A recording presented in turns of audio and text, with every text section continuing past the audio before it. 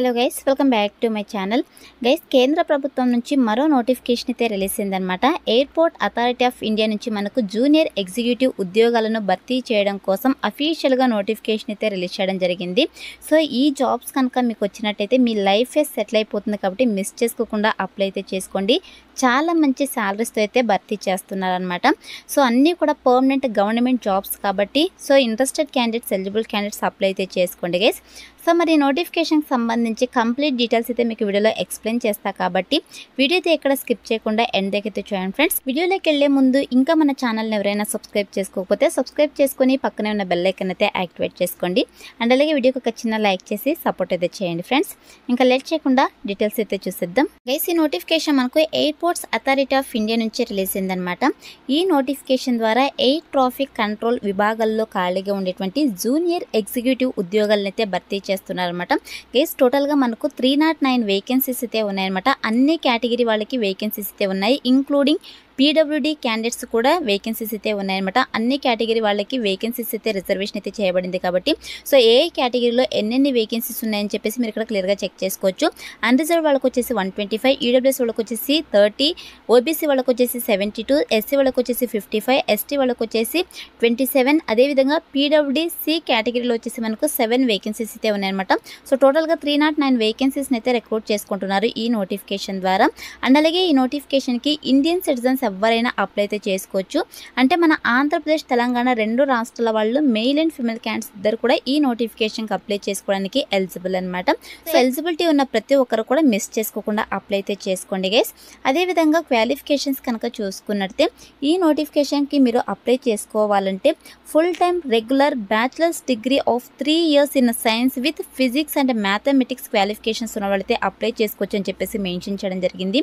Guys, 3 years bachelors degree qualifications ఎవరికైతే ఉంటారో science విభాగాల్లో లైక్ బీఎస్సీలో వచ్చేసి physics, mathematics one of the సబ్జెక్ట్గా ఉండాలన్నమాట. ఈ క్వాలిఫికేషన్స్ ఉన్న వాళ్ళైతే అప్లై చేసుకోవచ్చు. లేదా ఫుల్ టైమ్ రెగ్యులర్ బ్యాచిలర్స్ డిగ్రీని ఇంజనీరింగ్ ఇన్ ఎనీ డిసిప్లిన్ అని చెప్పేసి మెన్షన్ చేయడం జరిగింది.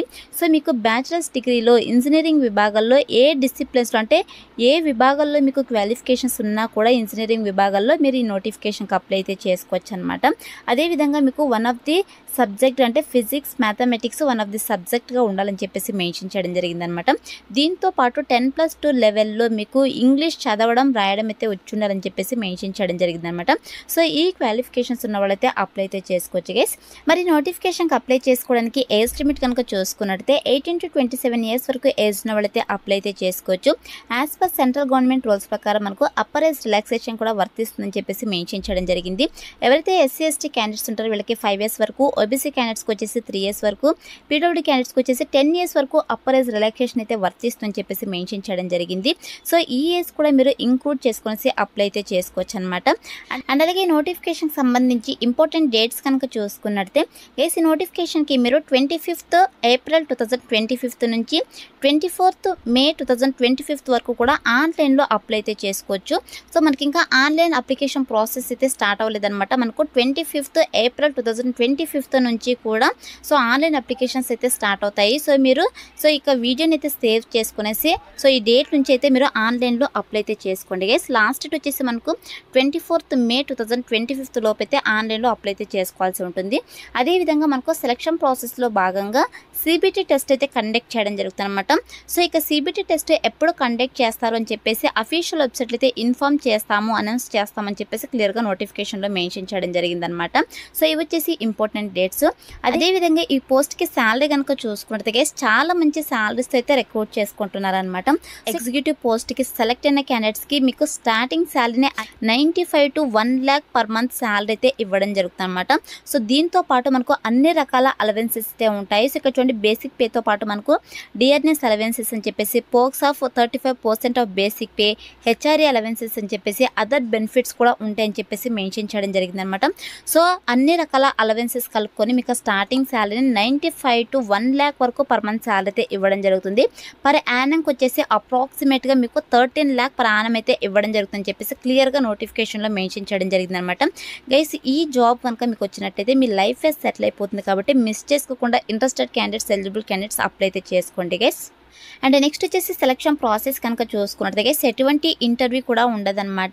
సో జస్ట్ మీకు CBT test, computer based test అయితే వీళ్ళు కండక్ట్ చేయడం జరుగుతుంది. ఆన్లైన్ టెస్ట్ అయితే కండక్ట్ చేయడం జరుగుతుంది అన్నమాట.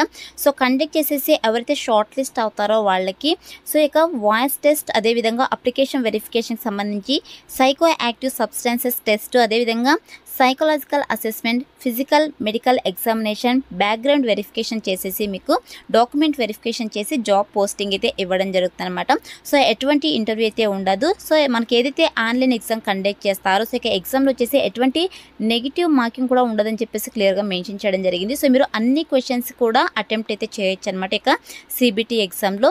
గైస్ ఇక సిబిటి ఎగ్జామ్కి సంబంధించి సిలబస్ అయితే మనకు అఫీషియల్ వెబ్సైట్ అయితే వీళ్ళు అప్లోడ్ చేస్తామని చెప్పేసి మెన్షన్ చేయడం జరిగింది. సో మీరు అఫీషియల్ వెబ్సైట్ అయితే చెక్ చేసుకునేసి సో ఇక సిలబస్ అయితే మీరు సో ప్రిపేర్ అయితే సరిపోతుంది అనమాట. ఈ గైస్ ఆన్లైన్ ఎగ్జామ్కి సంబంధించి అడ్మిట్ కార్డ్స్ వచ్చేసి మీకు మెయిల్ ఐడికి అయితే ఇంటిమేట్ చేయడం జరుగుతుంట. సో మీరు అప్లై చేసుకునేటప్పుడు ఏదైతే మెయిల్ ఐడి ఇస్తారో సో ఇక మెయిల్ ఐడికి అయితే మీకు ఇంటిమేట్ అయితే చేయడం జరుగుతుంది. మీరు అఫీషియల్ వెబ్సైట్ అయితే వెళ్ళేసి ఇక సిబిటి ఎగ్జామ్కి సంబంధించి అడ్మిట్ కార్డ్స్ అయితే డౌన్లోడ్ చేసుకోవచ్చు అనమాట.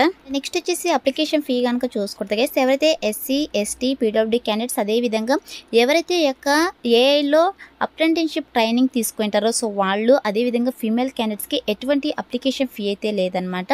సో మీరు ఫ్రీగా ఆన్లైన్లో అప్లై అయితే చేసుకోవచ్చు. అండ్ మిగతా కేటగిరీ వాళ్ళకి వచ్చేసి 1000 రూపీస్ అప్లికేషన్ ఫీ అయితే ఉందన్నమాట. సో ఇక అప్లికేషన్ ఫీ వచ్చేసి ఆన్లైన్లోనే పే చేయాల్సి ఉంటుందని చెప్పేసి మెన్షన్ చేయడం జరిగింది. సో మీరు ఆన్లైన్లో అప్లై చేసుకునేటప్పుడు ఇక అప్లికేషన్ ఫీ అయితే పే చేసేసి మీరు అప్లై అయితే చేసుకోవాల్సి ఉంటుంది గైస్. సో అప్లికేషన్ ఫీ లేని వాళ్ళు మిస్ చేసుకోకుండా అప్లై అయితే చేసుకోండి. అండ్ నెక్స్ట్ వచ్చేసి నోటిఫికేషన్కి ఏ విధంగా అప్లై చేసుకున్నట్టు గైస్ మీరు ఆన్లైన్లో అప్లై అయితే చేసుకోవాల్సి ఉంటుంది అనమాట. సో మనకు 25th ఏప్రిల్ నుంచి ఆన్లైన్ అప్లికేషన్ ప్రాసెస్ అయితే స్టార్ట్ అవుతుంది. సో మీరు అఫీషియల్ వెబ్సైట్కి అయితే వెళ్ళేసి అప్లై అయితే చేసుకోవాల్సి ఉంటుంది. అఫీషియల్ వెబ్సైట్ లింక్ అయితే డిస్క్రిప్షన్లో ప్రొవైడ్ చేస్తాను. సో అక్కడ నుంచి మీరు డైరెక్ట్గా అఫీషియల్ వెబ్సైట్లోకి అయితే వెళ్ళేసి ఈ నోటిఫికేషన్కి ఆన్లైన్లో అప్లై అయితే చేసుకోండి. సో ఆన్లైన్లో ఏ విధంగా అప్లై చేసుకోవాలని చెప్పేసి క్లియర్ కట్ ఇన్స్ట్రక్షన్స్ అన్నీ కూడా మనకు నోటిఫికేషన్ పీడిఎఫ్లోనే మెన్షన్ చేయడం జరిగింది. సో మీ యొక్క పాస్పోర్ట్ సైజ్ ఫోటో ఎంత ఎంబీలో ఉండాలి, సిగ్నేచర్ ఎంత ఎంబీలో అని చెప్పేసి ఈచ్ అండ్ ఎవ్రీథింగ్ అయితే మనకు నోటిఫికేషన్ పీడిఎఫ్ అయితే మెన్షన్ చేయడం జరిగింది అనమాట. సో ఇక జనరల్ ఇన్స్ట్రక్షన్స్ అన్నీ మీరు క్లియర్గా చెక్ చేసుకునేసి సో మీరు ఆన్లైన్లో మిస్టేక్స్ లేకుండా అప్లై అయితే చేసుకోండి ఫ్రెండ్స్. అండ్ నెక్స్ట్ వచ్చేసి జాబ్ పోస్టింగ్ వచ్చేసి మనకు రాజీవ్ గాంధీ భవన్, సఫ్దర్జంగ్ ఎయిర్పోర్ట్, న్యూఢిల్లీలో అయితే మీకు జాబ్ పోస్టింగ్ అయితే ఉంటుందన్నమాట ఫస్ట్. తర్వాత మన సొంత రాష్ట్రాలకి అయితే ట్రాన్స్ఫర్స్ అయితే పెట్టుకోవచ్చు కాబట్టి సో మ్యాక్సిమం అప్లై చేసుకోవడానికి ట్రై చేయండి ఫ్రెండ్స్. అదేవిధంగా మనకు ఎగ్జామినేషన్ సెంటర్స్ కూడా మెన్షన్ చేయలేదు. సో మీకు అడ్మిట్ కార్డులోనే వీళ్ళు అనౌన్స్ చేయడం అంటే ఇంటిమేట్ చేయడం జరుగుతుంది కాబట్టి సో అప్లై అయితే చేసుకోండి గైస్. సో ఇది వచ్చేసి నోటిఫికేషన్ పీడిఎఫ్ అనమాట. ఈ నోటిఫికేషన్కి సంబంధించి ఇంపార్టెంట్ లింక్స్ అన్ని కూడా డిస్క్రిప్షన్లో ప్రొవైడ్ చేస్తాను. సో అక్కడ నుంచి మీరు డైరెక్ట్గా ఆన్లైన్లో అప్లై అయితే చేసుకోండి గైస్. ఇది ఫ్రెండ్స్ ఇవాళ వీడియో. మరొక మంచి వీడియోతో మళ్ళీ కలుద్దాం. Thank you.